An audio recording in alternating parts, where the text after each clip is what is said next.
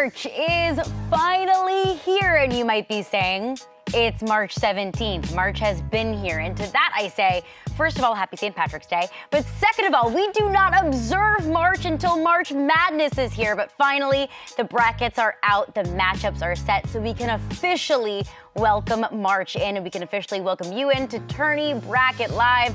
We are live from the Yahoo Sports Studios in Los Angeles. She's Sydney Colson, that is Ice Young, that is Cassandra Negley, I am Caroline Fenton, and we are here to get your brackets prepped and ready so you can have an opportunity to win $50,000. We'll explain how later on in the show, but first and foremost, guys, what a bracket it was. What a selection show it was. UCLA, the top overall seed, followed by South Carolina, Texas, and USC. Cass, I'll start with you. Just some storylines that kind of stand out to you from the bracket we saw on Selection Sunday. Yeah, I mean, South Carolina's bracket looks pretty easy for the South Carolina we just saw in the SEC tournament.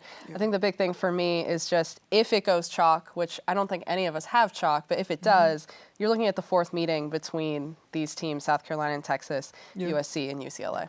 Do you have a problem with that? I do. That's a lot. It's fair. Meetings. 4 times is a lot. It is. It's a lot. I don't think it'll go chalk, but do we really want to see a team like face each other for a fourth time for a berth in the national title game? Honestly, yeah. Ice, what do you think? I just kind of am with seeing JuJu. That's fair. You know, I kind of want to see the stars, but I'm not sure I want to see the same matchups over and over and over. I mean, I thought the last one that UCLA won for the Big Ten championship was so important and probably the reason why they got this #1 overall seed. But I'm not sure I want to see it for a fourth time. I'm kind of with Cass. I need somebody different to step up here. Well, here's the thing. When I was in college, we played Baylor for a chance to go to the Elite Eight, and it was for the 4th time. So they had to meet us, and Mulkey was upset because it's like, actually to go to the Final Four. Mulkey's upset about a lot of things. Upset about a lot of things. But it's tough to beat a team 4 times. And actually that same year, Notre Dame beat UConn. They had to play them 4 times. They finally beat them the 4th time. So we both got to where we were after playing the teams the 4th time. I think the good thing here is that they've all seen each other several times, but they've each won. It's not like you've beat someone 3 times and you're having to play them for a 4th for a chance to get to the championship. Like, you've seen each other, you know what each other is about, so I don't mind it personally. I'm with you that it's been so back and forth that, you know, South Carolina lost the first meeting against Texas and then they won that second meeting and then they won in the SEC tournament. And same thing with USC and UCLA. UCLA finally kind of got that proverbial JuJu monkey off their back when they finally got to beat USC in the Big Ten championship game. So I think it's the parity, not just in those matchups, but really the parity that we've seen at the top of the bracket all season long, Cass, that has made all of these matchups so incredibly intriguing. Yeah, I think the thing that stood out to us that we were talking about watching the selection show was Notre Dame dropping to a 3. Bruh. It kind of talks to the parity, but also, like, they lost to good teams. Insane. That's a severe drop. Yeah, that's my largest storyline, I think, going into this. I mean, it's a Notre Dame team that was undefeated in ACC play just 3 weeks ago. They lost 3 out of their last 5, all to ranked opponents. They lost to NC State, they lost to Duke, they lost to Florida State, all top 25 opponents. And somehow they go from being the #1 overall seed 3 weeks ago to dropping to a 3 seed in the ACC. I am just like flabbergasted that the committee did this. I feel like it's a little disrespectful to the Irish. And honestly, I don't think the rest of the country needs a Notre Dame team that feels disrespected. I think they can get to the Final Four because the committee gave them a lower seed than they should have. Yeah, and I mean, I do look at it though. I was saying that yesterday. Like, yeah, you feel disrespected, but I don't think you're mad at your draw in that part of the bracket. Like, I think you're looking at it like, oh yeah, we've seen Texas before, we beat them. I don't think anybody else is really contending with them on this side of the bracket. So I think, yeah, you might feel disrespected, but you also know there's a chance that you could coast to the Elite Eight, honestly. The team that might be mad about it is Texas. Like, you could have had a different #2 and #3 in your region if Notre Dame didn't fall that far. Right. because the number 2 in their region is TCU, Yep. the Big 12 championship. So if you're Texas, you're like, look, we have earned our way to a number 1 seed, but our path, Texas's path to the Elite Eight, to the Final Four, might just be one of the toughest of them all. Do you think so, Ice? I think so. I wouldn't say that Texas should be happy seeing Notre Dame in their bracket. I also think it's a very confident TCU team that is going into their bracket. They won the Big 12 regular season and the conference championship. And a Hailey Van Lith that is motivated. And Hailey Van Lith that's ready to go. I mean, there are a lot of good guards in this region as well. I think we could talk about later. But if you ask me right now, off the bat, if there was a 3 seed that's going to get to the Final Four, by far, Notre Dame has the easiest route. It's not easy because you still got to pass Texas, but they have the easiest route to get to the Final Four. It would not be surprising to me at all if the Irish get there, looking at the matchups that they have. Yeah.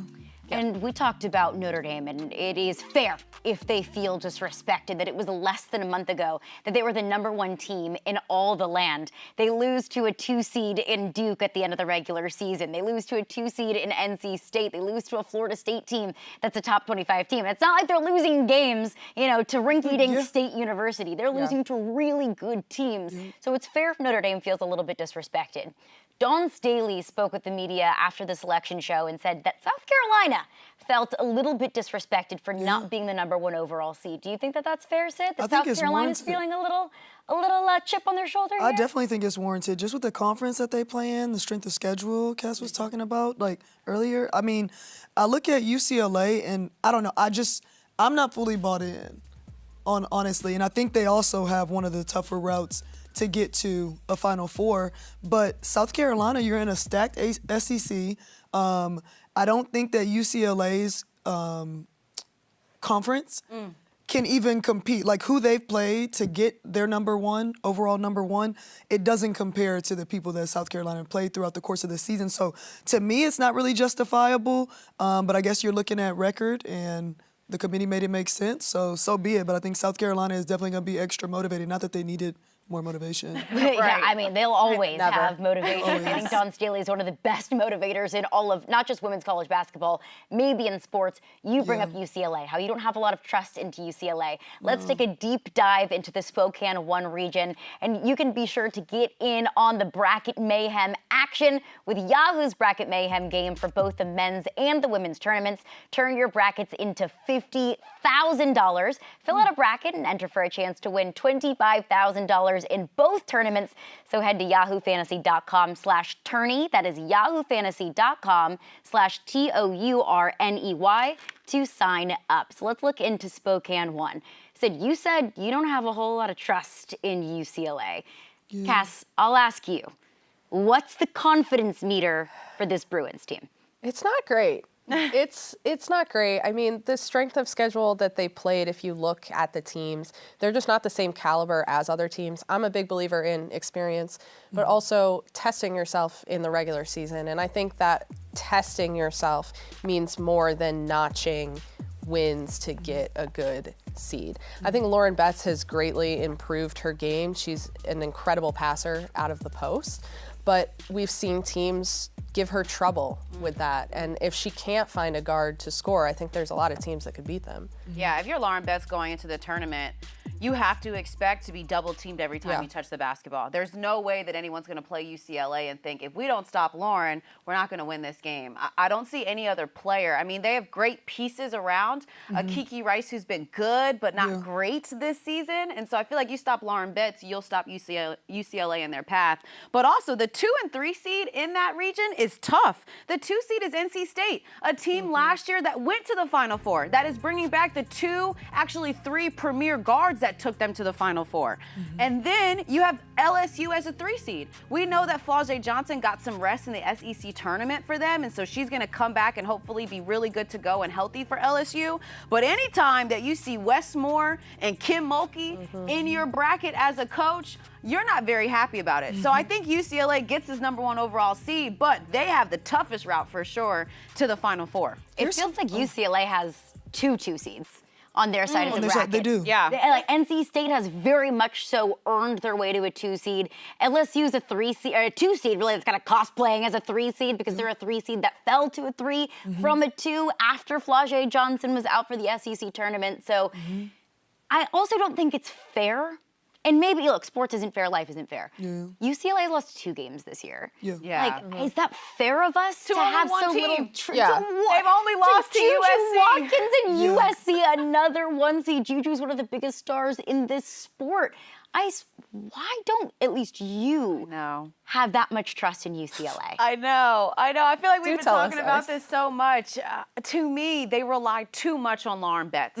Their guard play needs to be better. And I like their guards. I like Kiki Rice. I like London Jones. But I feel like they don't have another premier scorer that's going to carry them throughout the tournament if Lauren Betts is being double teamed. We've seen games where she gets double teamed and maybe she'll have 4 or 5 turnovers because she's not kicking it out soon enough. But also, if she's kicking it out and they're not knocking down shots, then the offense isn't working the way it should. So I feel like Lauren Betts is their answer. And if a team finds a way to shut her down, or if a team has another premier big that can bang with her, I'm not sure the guards for UCLA can carry them to the Final Four. And I feel like that's what you need this time of year. I don't care how good your bigs are. I know we love post players in the WNBA, and we talk about it religiously. But here in the NCAA tournament, your guards win championships. And I don't think UCLA has the best guards in the country. I would look to see a Baylor-UCLA matchup again. When I saw them on a neutral court in January, Arnett Van Ley was in a lot of foul trouble very early. But when she was on the court, she plays bigger than her size, and she could bang with Lauren down there. So it'd be interesting to see how Baylor does in a rematch if they can stay on the court. And we do know that a lot of bigs have trouble staying on the court with Lauren. Well, here's something that I would want to see, too, with UCLA. I would like to see their 6th player of the year, Janiyah Barker, get some more minutes with Lauren Betts. Like, we're talking about guards, but I think I saw Janiyah several times when she was at Texas A&M. This kid's skill set is remarkable for a 6'4" player. Yeah. And I think if you have her operating in the high post, if she's the one dishing, if they have a high-low game going, she can even stretch the floor from 3. I would like to see their coaching staff giving her more playing time with that starting group, and I think that could shake a lot of things up. I think if I saw more minutes from her, she's playing less than 20 minutes a game. If I saw Janiyah in there for 25, I think I would have more confidence that they're cruising maybe to an Elite Eight. Yeah, she adds athleticism for them for sure, and size. I like that. Option. I think that's huge great. in the title game. She's Yes. huge. Yes, she Times was. where Lauren Betts was out, she stepped up tremendously. So. And of course, UCLA is going to dominate the conversation of that region. NC State is probably the secondary team that we'll talk about mostly in that region. But you have Ole Miss in that region. You have Harvard in that region. LSU is the 3. Florida State is in that region as well. Really no favors given to UCLA as the number 1 overall seed. It is absolutely stacked. But Sid, I'll ask you, kind of outside of UCLA or outside of NC State, what are some potential matchups that you're hoping for and are watching for? Well, I really like Ole Miss. Like Coach Yo, she always has her teams playing the best, but an exciting brand of basketball. Like when it comes tournament time, like they're gonna be fierce, they're gonna compete, they're gonna defend. It's gonna be a fast-paced game. Like that's what I like to see come tournament time. And I think that Ole Miss Baylor game is gonna be a good one. And I think Ole Miss is gonna end up being the one to face UCLA, and that's gonna be a good matchup, I think. I mean, I'm Ole excited Miss for can that. get to a Sweet 16. They can. They have done it under Coach Yo, that style that they play. And you could argue that with all the teams UCLA has beat, 30 wins, they're 30-2. They haven't played a team that has a style defensively like Ole Miss. It could give their guards some trouble. I like that pick, Sid. Who's a Cinderella, or is there a Cinderella maybe in the Spokane 1 region? Yeah, I'm going to go with a little home favorite of mine. I cover the A-10 all throughout the season, both men's and women's. I have watched Richmond women's basketball compete several times this season, and they are good. All 5 starters on the floor for them shoot above 40% from 3. That's nuts. All 5 starters. That's wild. That's wild. It is wild. If you face a team in their first round, they have Georgia Tech. I think they can knock Georgia Tech out. I think they can beat that ACC squad. And then I have them matching up with UCLA. And call me crazy. actually, you can call me crazy. I have Richmond getting to the Sweet 16. That would be my Cinderella story, is that they are going to shock the world. UCLA is going to take them too lightly. They're going to say they don't have anybody that's over 6'4". We can just throw it into Lauren Betts, and while Lauren Betts is making twos, they're going to be making threes. I It's love math. it. That's The just math. spider Write it web. in pen. It's just It's math. gotta just do a little math. math It's in just that March. simple. Math, It's that Carolina. simple. Let's move across to the other side of the bracket. Let's look at Birmingham too. South Carolina, the top seed in that region, followed by Duke, North Carolina, and Maryland. I have so much trust in South Carolina. I think we can all agree. We all have so much trust in South Carolina. Their experience, their depth, and probably most notably, Dawn Staley. She's been here before. She excels in the month of March. Is South Carolina gonna just coast in this region? Is that crazy for me to say that, Cass? No, I don't think it's crazy. There's no competition that, given like what we just saw from South Carolina, that you're worried about. I think the interesting thing is Dawn had talked about the night of the selection show not getting the #1 overall seed. She said, we outdid ourselves from last year with the amount of quality wins that we had. But I guess the committee was looking at something else. And the committee kind of said that. They were really looking at that 29-point loss to UConn. But I think this is a little concerning to think that Dawn Staley isn't going to schedule the non-con that she did. Because those are incredible games in November, December, January that we all look forward to watching. They prepare this team for the tournament, which she's talked about. I think there is something to be said about their resume versus UCLA's, which we had talked about earlier, and if they deserve the #1 seed. I mean, as it all sounds like we agree, though, they've got the easier path. Yeah. So maybe they are. I think that's what it feels But I don't like. know, like that Duke team, if Duke was in another part of the bracket, I had them in my elite, like in my Final Four. Really? Like, I'm that confident in them because like I know about them? come tournament time, it's about defense. Yep. It's about defense and rebounding. And a lot of teams, like, we're excited about the offensive potential that a lot of these teams have, and it's sometimes just one person on a team, and I think we're giving them a lot of credit for like what the team isn't doing, just what an individual is doing. I look at Duke, they do it by committee, and when I watch that team, they take on the personality of Kara Lawson, how she played as a player. Like, they're smart, they're tenacious. I watch them, and I look at body language. When something doesn't go well, I look at it when it's going well. Whether they're up or down, they're playing the same brand of basketball when I've seen them a lot of times. Whether if it was early in the season or late, I have confidence in their ability to defend, and I know that their knock is their offense and who's hitting shots, but all they need is one person, one guard to be hot, somebody to be hitting threes. I think Toby is going to come in off the bench and do what she does. Akanawa is super impressive. Obviously, she was sixth player of the conference last season, but she's given tremendous spark this season as well. I just have a lot of confidence in what they're going to do as a group. Like, you need a group to get it done come tournament time, and I think that's what they have. Duke has kind of been that surprise team. Yeah. When I looked at the ACC tournament going into it, it was Notre Dame or NC State. That was primarily who I was looking at to be the eventual champion. And then Duke comes out of nowhere and says, no, do not forget about us. Do not forget about Toby Fournier, the ACC Freshman of the Year. Do not forget about how well coached Duke is as a whole. So you're going to throw out a spicy little take about Richmond in the last region? Yes. I'll look at this one.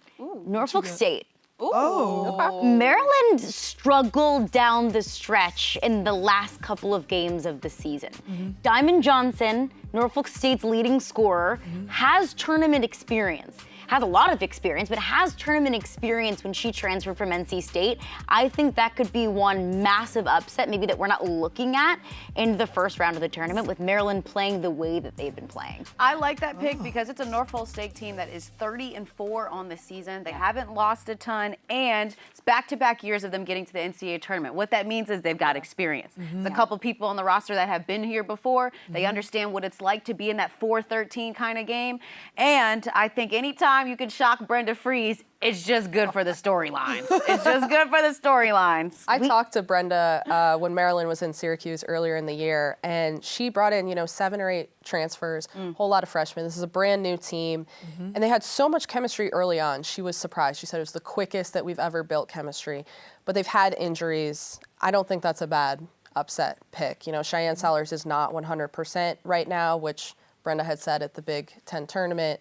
That's a good one. There's no wrong answers this time of year of who you think could potentially be a Cinderella. So let's go ahead and look and see which team is bringing the Cinderella energy presented by the all-new Acura ADX. We're looking for you guys to identify which underdog teams have what it takes to be the Cinderella of this year's tournament. So Ice, we'll start with you. Who's maybe a team or a group of teams we're not talking about enough? Yes, I'm going with my Ivy League. Three-bid Ivy. Shout out to the Ivy League. First of all, shout out to Harvard women's basketball for winning the Ivy League championship.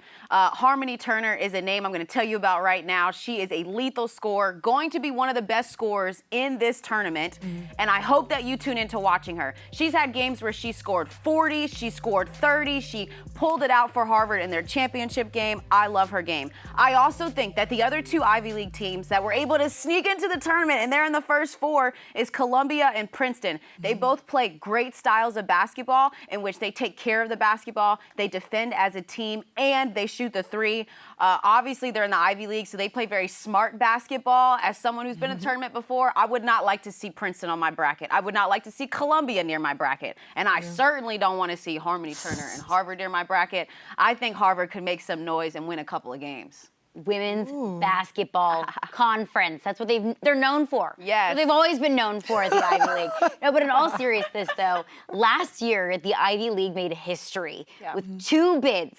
That was just last year. This year they get 3 in. So to see that from the Ivy is been so much fun to watch. Yeah, I mean, they got more bids than the Big East in the A10. That's Yup. nuts. And honestly, That is nuts. that's shocking. I saw that Gino Auriemma, head coach of UConn, made a comment saying that, you know, we kind of got to get this Big East thing figured out because he felt like more teams should have bids. But the Ivy League outperformed those 2 leagues in the non-conference to get these bids. So I'm happy for the Ivy League. justified. Yeah, I think they need a little bit more respect put on that conference. And I hope they make some noise in this tournament. They scheduled well in the non-con Yes. to build resumes to have 3. All 3 teams did. All 3 teams did. Sid, who's your Cinderella? You know what? I have 2. Ooh, okay. So I'm going with the Olsen twins, all right?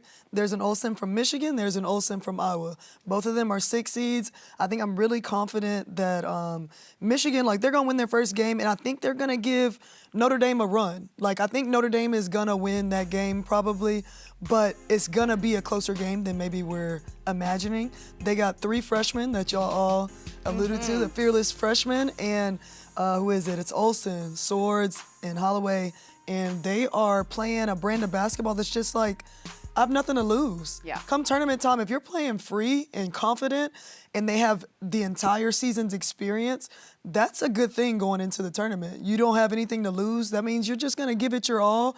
I'm expected to not win this game, so we might just shock somebody. We're happy with that. I look at Iowa and Lucy Olsen. She's an exciting player to watch, you know? Obviously, we talked about before, coming into Iowa after Caitlin Clark, it's big shoes to fill, but I think she's done a tremendous job of like being exciting. She's got great footwork. I love the way she can take it off the bounce. She can shoot it. Their entire team can shoot it. So once again, it's like what Ice was saying about Richmond. When you got a lot of players that can stretch the floor, if people aren't used to playing teams like that where literally 1 through 5 can shoot it, that's tough. And I think Hannah Stokey is going to come in and she's going to have something to prove in the tournament. It's going to be fun to watch. I love those picks. And to your point about Michigan and the freshmen, Yeah. we talk so much about experience, how having tournament experience, having those 3rd, 4th, 5th year players in the tournament. But sometimes that mentality that a freshman could have of, look, I got nothing to lose. At all. That can be a dangerous mentality going into the tournament. Olsen was, I think, she was Rookie of the Year. Yeah. Yeah, In Big the Ten Freshman Big of the Ten Year. Freshman of the Year. Split that with Jelani Cambridge. So many fun young players to watch in this tournament. Cass, what about you? Who would be your Cinderella pick? I do really like Iowa, having just seen them. I think they started finally clicking, putting it together. That whole grouping in Spokane 4, Iowa, Murray State leads the nation in offense. FGCU is always fun tournament time. South Dakota State, always fun. I will jump on the other side, though, and just quickly shout out Tennessee. A system. I know you don't love it, Ice. I see that face. Well, you kind of got the colors on a little bit, so that's Do I? This is mustard. I don't think Vols fans are going to like that. We say, no. It's a couple shades Sorry, off. Vols. The Pantone. color wheel. Oopsies. Why do you like Tennessee? I like the system, Okay. you know, hockey subs, like Hockey Girl. I think it's really fun to watch. I think they could surprise people on short turnarounds is the big thing. I had talked to some players who played for Kim Caldwell's D2 championship winning team at Glenville State. And they said right around this time of your first year is when it really starts clicking and you start putting it together. Now, they also said it usually takes a few years to win a championship. We talked about experience and chemistry and all those things. But I think that's a fun team to watch that could make some noise. And if there is one thing that I have learned about that Tennessee team, the Kim Caldwell coach Tennessee team, they adore her. Yeah. That team absolutely adores Kim Caldwell. They will fight for Kim Caldwell in this postseason. Cass, I think you make a great point about the quick turnaround because they do play 10 to 12 players. They hockey sub. I mean, the first minute and a half of a game, they're subbing 5 in and 5 out.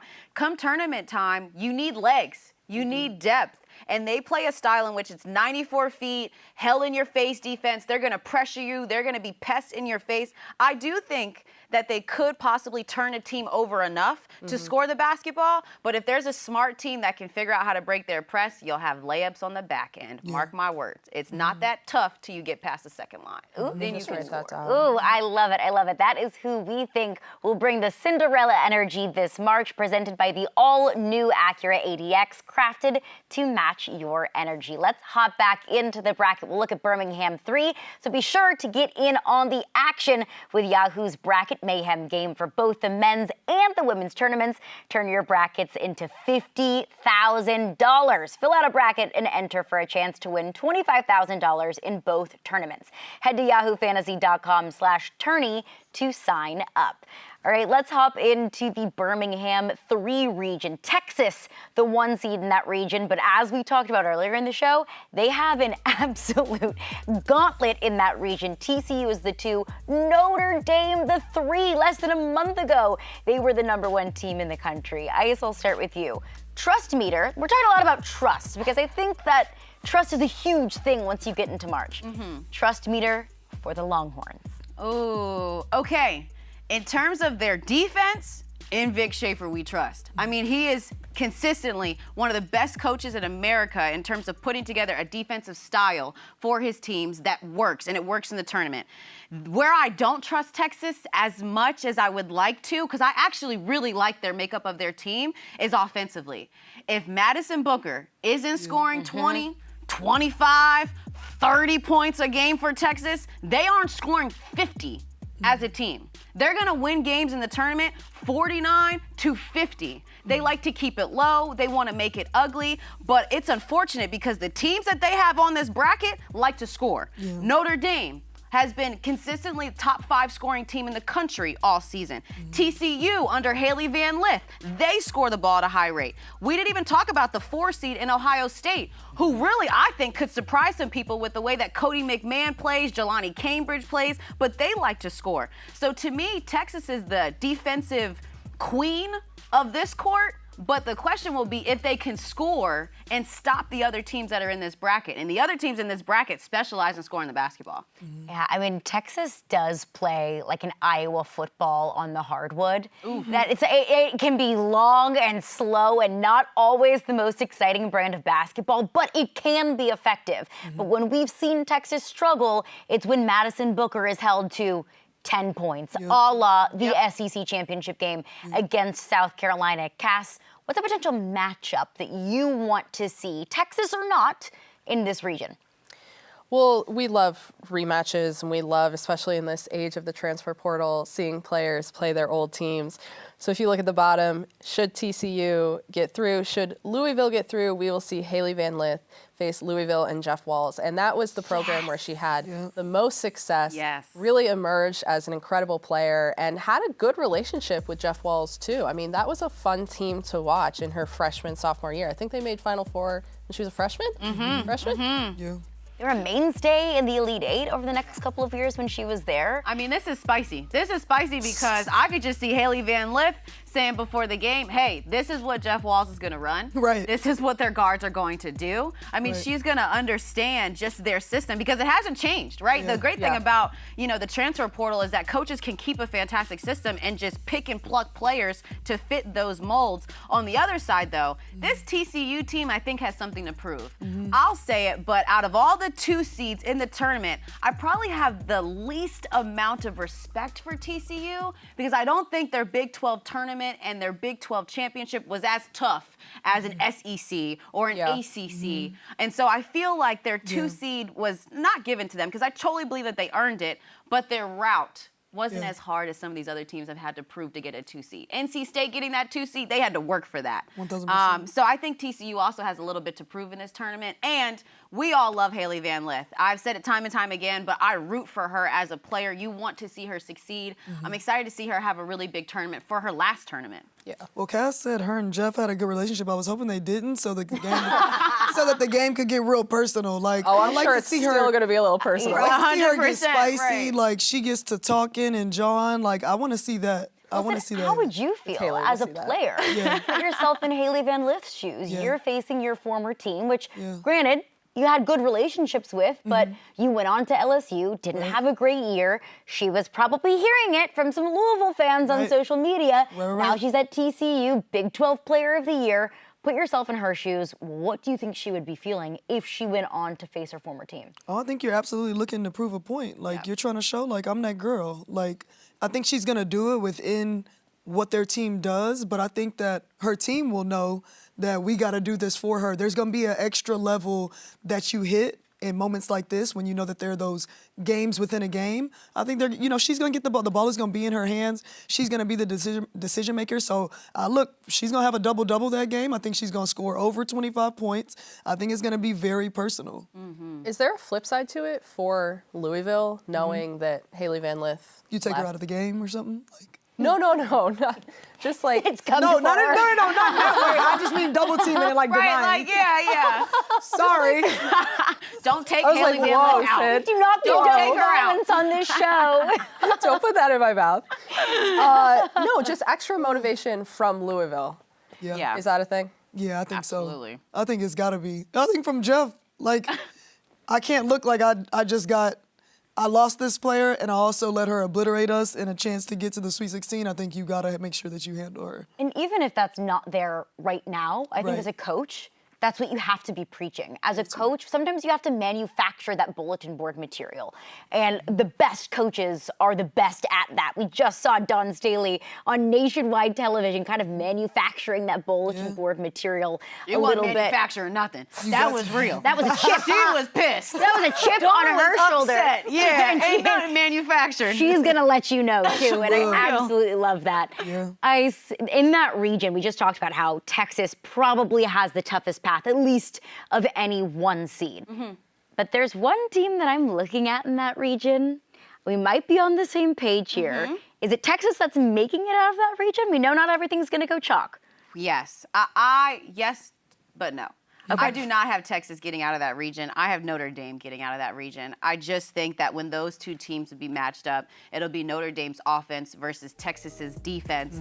And I have trust right now in the 2-point guards for the Irish. I have trust in Hannah Hidalgo scoring 20+ a game. I have trust in Olivia Miles and possibly her last tournament scoring the basketball. And then a player that we don't talk about a lot for Notre Dame, but Sony Citron is a player that maybe will need to put out a very good resume to boost her opportunities at the next level in the WNBA. But I think the guard trio for Notre Dame is going to be better than the defense for Texas. So I have Notre Dame actually getting out of that bracket. You brought up the word that's kind of been the theme of the day, and that's trust. Yeah. How can I trust Notre Dame when they've lost 3 of their last 5 games? I'm so glad you asked me. I'm so glad you asked. I'm so glad you asked because that's a great question. Here's what I'll say. I think they learned a ton from those losses that they suffered.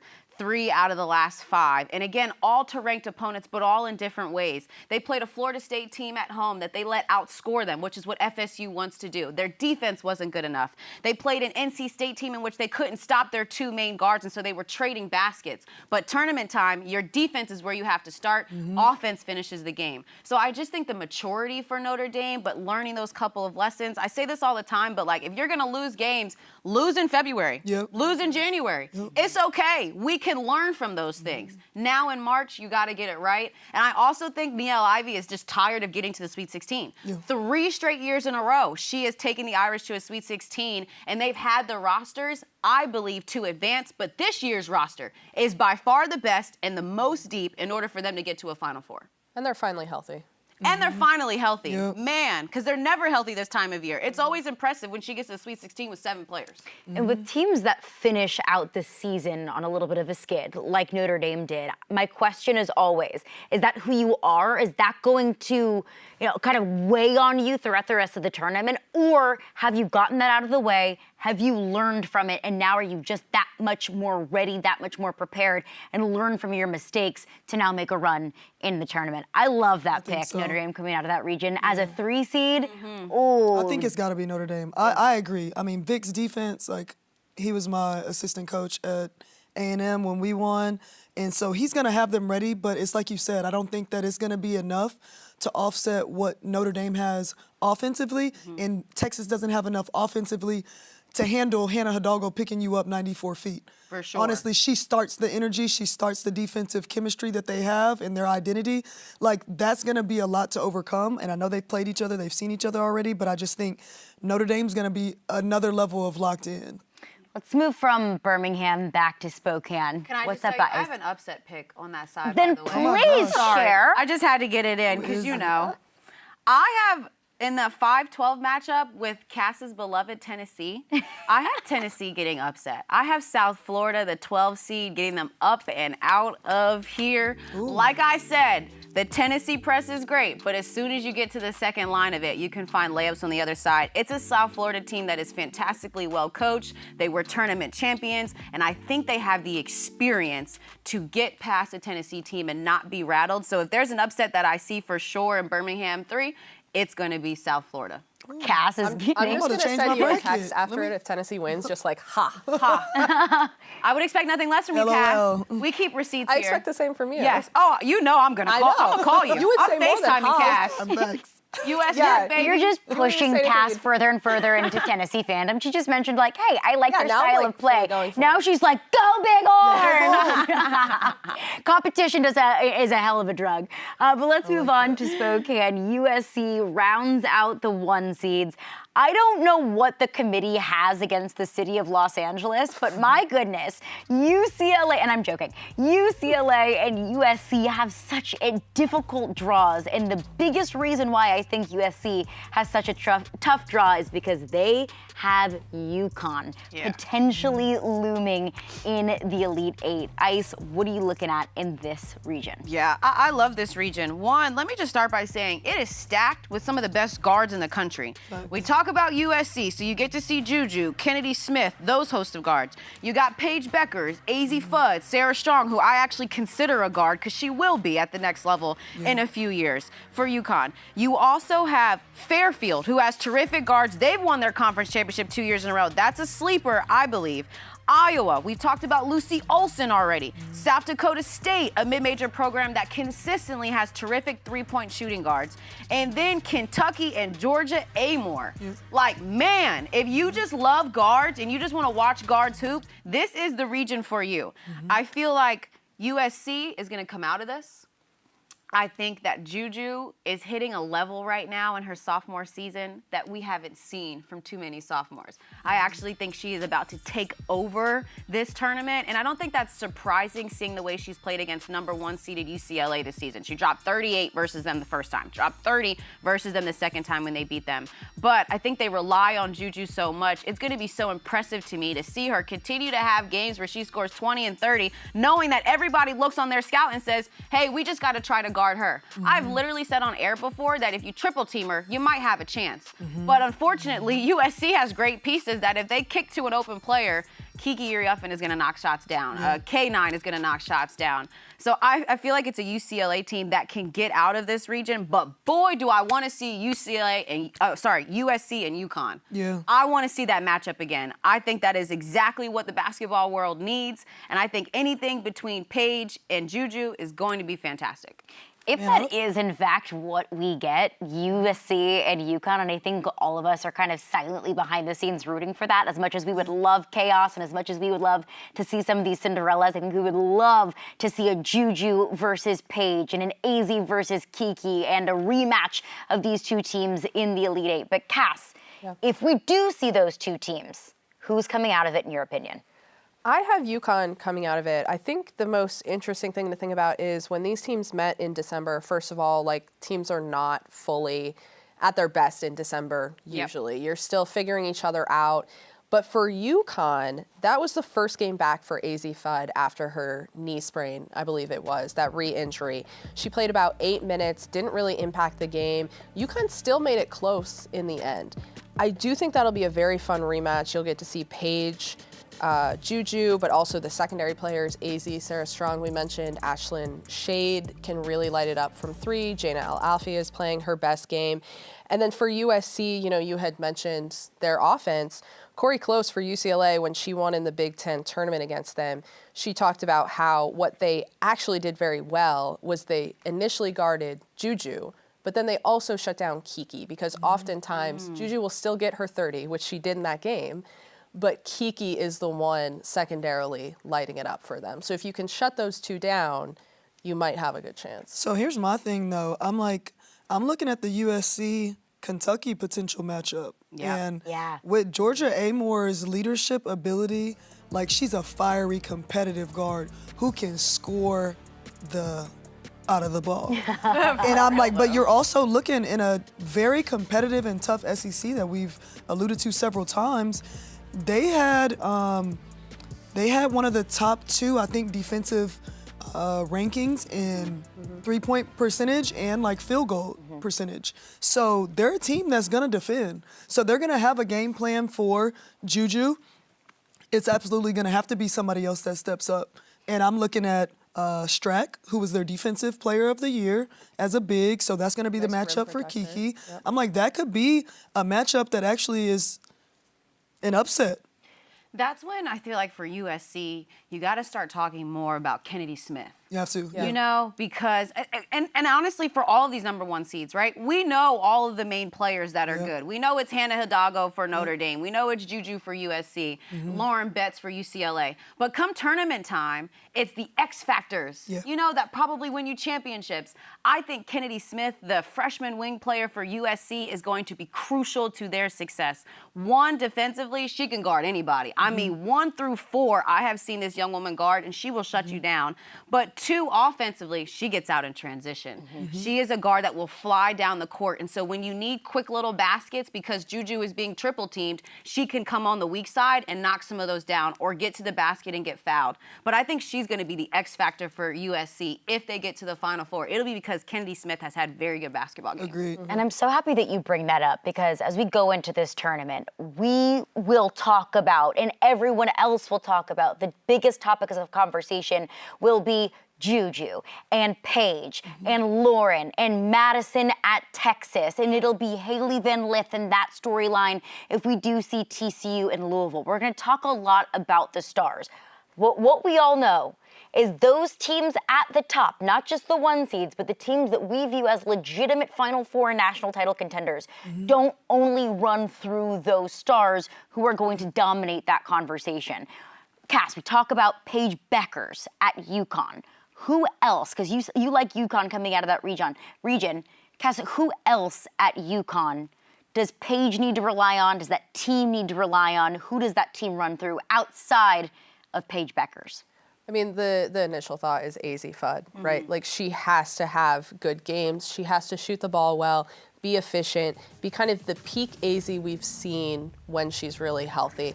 I also do really like Ashlyn Shade. I think in the wins that they had, like if you look at that win over South Carolina, it was really her three-pointers in the first half that helped them build that lead and help it contain. And then Sarah Strong will likely be the freshman of the year. I thought it was interesting. You felt like she was a guard. They definitely play a little smaller, but Yeah.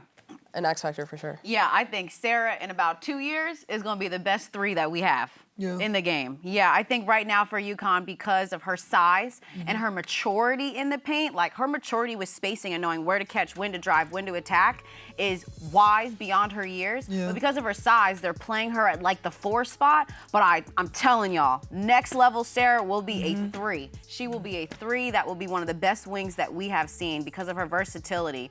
I actually am just thoroughly impressed with her maturity throughout the season for them. Yeah. You expect a freshman to fold sometimes. You expect her to have bad games. You expect her not to be on her game.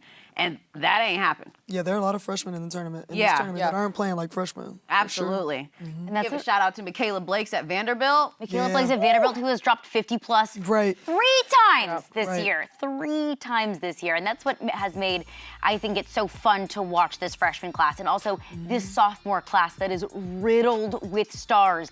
Hannah Hidalgo, JuJu Watkins, Madison Booker, that when you lose stars of the game, like a Caitlin Clark, like an Angel Reese, like so many stars that we've seen lose, go away from UConn and thrive at the next level, that we get that new crop of stars to kind of fall in love with. And they're doing it so early. They're doing it as freshmen. Sid, I'll ask you, who's another player that you're watching, maybe outside of the stars that we've been talking about? Outside of the stars, I think I go back to Olsen from Iowa. Yeah. And I go back to Olsen and Swords from Michigan.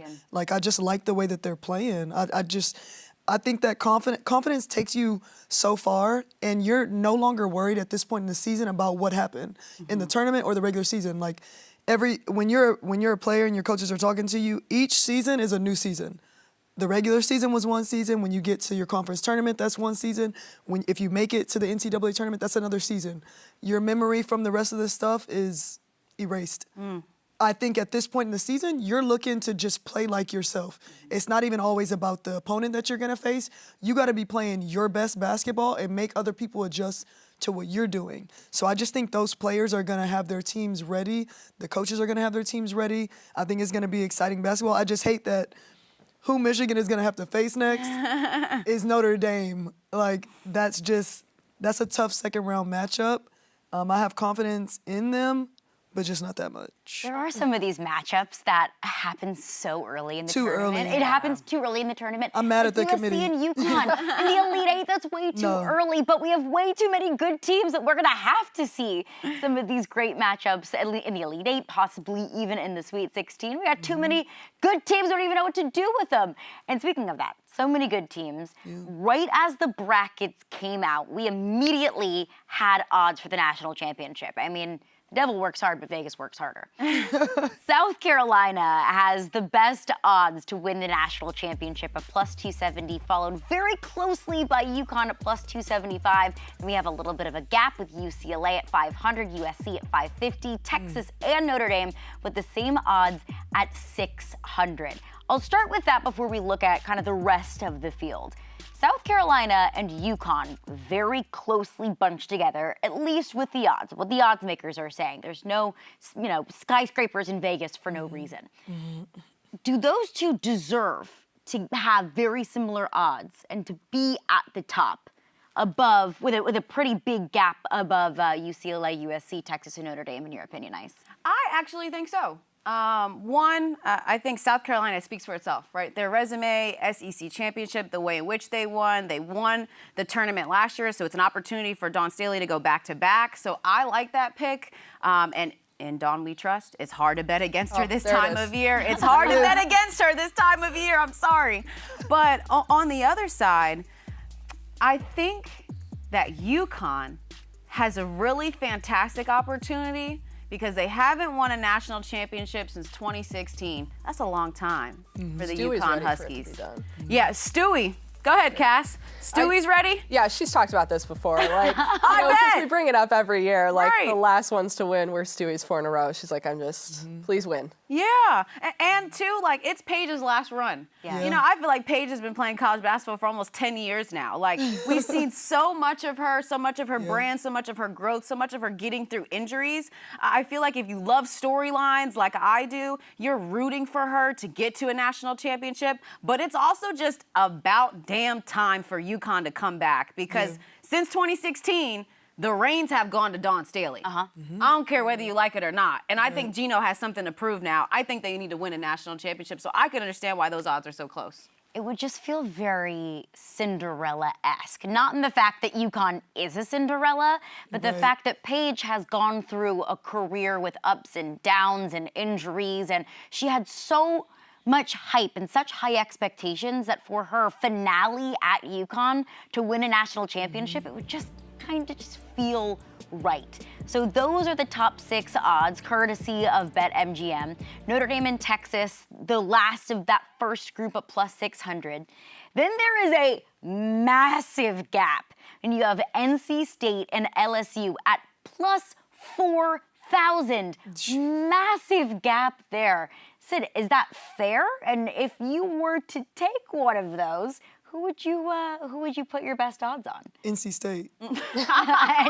and zero No way. hesitation. Yeah, like NC State right away. That's kind of crazy that they're grouped into that second or that third group. To me, Isaiah James and Sanaya Rivers are just, you got the experience in the tournament, and they're highly skilled. Like, these are WNBA players that we're watching currently in college basketball, and I think what they're gonna do is show up with, we're talking about the chips that a lot of other people have. I know they're a 2 seed, but they're gonna be looking for something to prove. And I think that they have the ability to do it. Just them two. I don't have a ton of trust in their interior, honestly, but they're gonna have the ball in their hands the majority of the time. So just come screen for me, roll. You could hit some wide open layups for me, but Isaiah James is phenomenal to watch. Very fun. We talk about Amore, we talk about JuJu. She's in that category of explosive guards with ability to give you 30, really, on any given night. And Sanaya is right there with her, so I'm like, they're a tough tandem to deal with, and I think we definitely got to put some respect on both of their names. Cass, is it fair that the gap is that wide, at least according to the sports books? I think so. I think we talked about the same, 8, 10, maybe even 6 teams all year. Like, these were national title contenders. We believed in them. They had the team to do it. I think what changed, we talked about this all day yesterday, was it was going to be bracket dependent who we picked. And so I think if you look at it, we've talked this show, South Carolina and UConn, we felt like had fairly easy roads. You know, if UConn can get over USC, if South Carolina can get over Duke versus the other teams. So I think it's understandable. And also, history would show, not just what we've seen from these teams this year, because we have seen some championship-level basketball from those top 6, but history would show 11 of the last 12 national champions were 1 seeds. Yep. Fortune favors the 1 seeds, or at least that's what history has shown. Let's get into some of our final 4 picks. We're going to help you with your bracket, so be sure to get in on the action with Yahoo's Bracket Mayhem game for both the men's and the women's tournaments. You can turn your brackets into $50,000. Fill out a bracket and enter for a chance to win $25,000 in both tournaments. Head to yahoofantasy.com/tourney. That is yahoofantasy.com/tourney to sign up. Let's get it. Our picks for all the marbles. Sid, let's start with you. Your final 4, your national championship, and your eventual national champions. All right, my final 4 is South Carolina, Notre Dame, NC State, and USC. And I got South Carolina and USC in the championship game, and I got South Carolina winning it. South Carolina back-to-back. And Dawn, we trust. In Dawn, That'd be an we impressive back-to-back. trust. That would be. Very impressive back-to-back. With this roster that she has and not having a premier big, I should say, not that Joyce Edwards is not good. She is fantastic for a Fagan freshman. too, But yeah. it's no Asia Wilson. It's no Camila Cardoso. It's no Aaliyah Boston. All of those are the common denominator amongst Dawn Staley's national championships. If she wins national chip with this roster, uber impressive. Deserved. Uber impressive and well-deserved, absolutely. Ice, do you have South Carolina going back-to-back? Who's in your Final Four? I don't. I feel so. thought you trusted in Dawn. I know. I do Yeah, trust you Dawn. keep switching up. But you know, I do have to She's switch lying. up. Call me crazy. Call me crazy. In my Final Four, I have 2-seed NC State. I trust their guards. I trust the experience. I think they're about to go to the Final Four back-to-back years. I have USC. I honestly just want to see JuJu. Yeah. Big lights, bright stage. I want to see JuJu drop 40 on whoever's in front of her. I have South Carolina getting to the Final Four because I would be crazy if I didn't. I think that they have a very good route to get to the Final Four. I think Dawn Staley's team is primed to get there. And then I have 3-seed Notre Dame. Yes, I did it. The Irish, I know. They lost 3 out of their last 5 games, but for some reason, I have belief in the guards that are on this team. I have belief in Niele Ivey as a head coach. I have USC and Notre Dame in the championship. This will be a rematch from a non-conference game that they played earlier in the season, very, very early. And believe it or not, I have the Irish winning the national championship as a 3-seed, shaking some things up. I'm going with the guards. I think the guards are going to get it done for the Irish. The guard goes with the guard. The guard goes with the guard. Shocker. Well, I just said 11 of the last 12 national champions have been 1-seeds. You know who the one wasn't? Who? A 3-seed. 3-seed LSU in 2023, so 3 might be a lucky number Yes. in the national championship 3 game. might be lucky. LSU is also a 3-seed this year, though.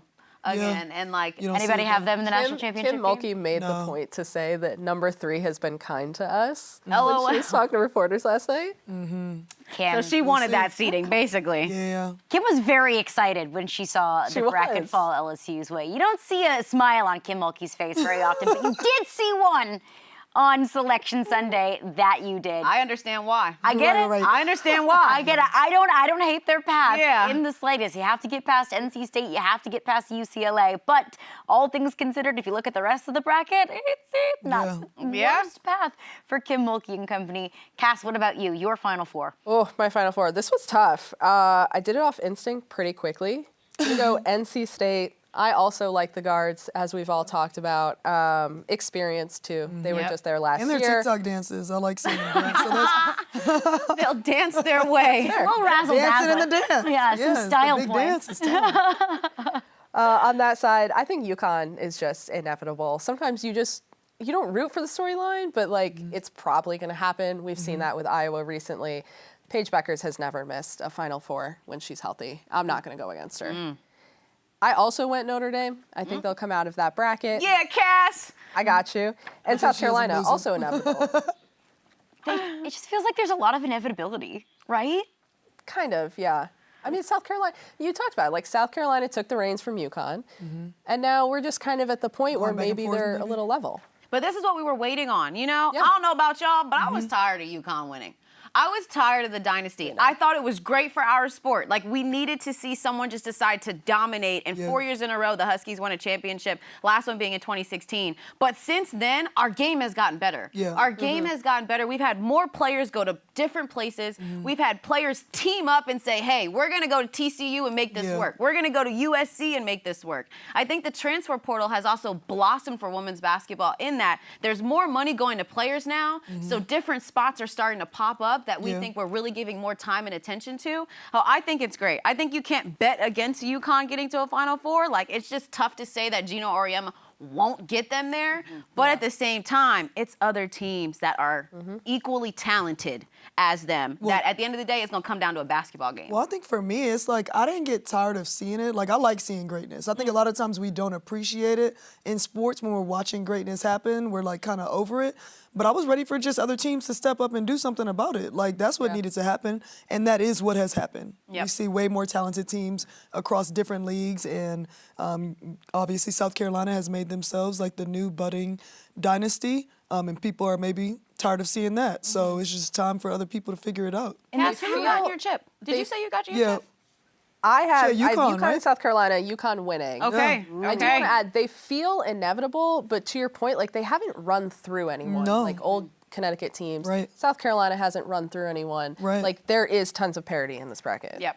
I actually have the exact same Final Four as Cass. Because you say you need JuJu in the Final Four. Yeah. I need Paige in the Final Four. I also need JuJu in the Final Four. I need them both. It's not fair that they're on the same side of the bracket. I do feel, though, and I agree, that there is a certain sense of inevitability with this UConn team, and I'm here for the storyline of Paige's kind of swan song at UConn. Like Cass, I have UConn and South Carolina in the national championship game. I feel like I know Dawn Staley well enough to know that she ain't letting Gino get her twice. Yes. Especially not in the national championship game. They beat South Carolina. UConn beat South Carolina by 30 in Whooped their them. own house. That was the worst loss that South Carolina suffered in over a decade. Dawn Staley is not going to let that happen again. As difficult as it is to go back-to-back in this sport, especially how deep this bracket is, especially with how much there is talent spread across the country, I just think that South Carolina is too experienced and is way too deep to not win a national championship. So I have the Gamecocks going back-to-back and Dawn Staley hoisting a trophy yet again. I love that all of us have 2 seeds advancing because I was on the men's show yesterday and it was ones. You know, it was the Duke, it was Florida. It was like, I'm not really sure any of these 2 seeds are good enough. On the women's side, these 2 seeds are really like 1 seeds. We could have probably had 6 1 seeds if we went by resumes and how everyone played each other and the amount of wins that certain teams were able to stack up. So I'm just excited to see some of these 2 seeds shine. And I'm going to say it right now. I think there will be a 3 seed, aside from Notre Dame, that will surprise us. Because I think there are some really good 3 seeds in this bracket, too. We haven't talked a lot and probably enough about LSU and Kim Mulkey, but this time of year, that woman knows how to win. And I'm looking for Flau'jae Johnson to hopefully be rested and healthy to have a very big tournament, because I believe she's due for one as well. I do want to see a healthy Flau'jae in the tournament. And tomorrow as well. As long as those 2 are healthy, LSU can absolutely be a dangerous team. Guys, this was an absolute blast. It's going to be a blast of a tournament for Sydney, for Cassandra, for Ice. I'm Caroline Fenton. Keep it right here on Yahoo Sports for all of our reactions and all of the tournament action all March long.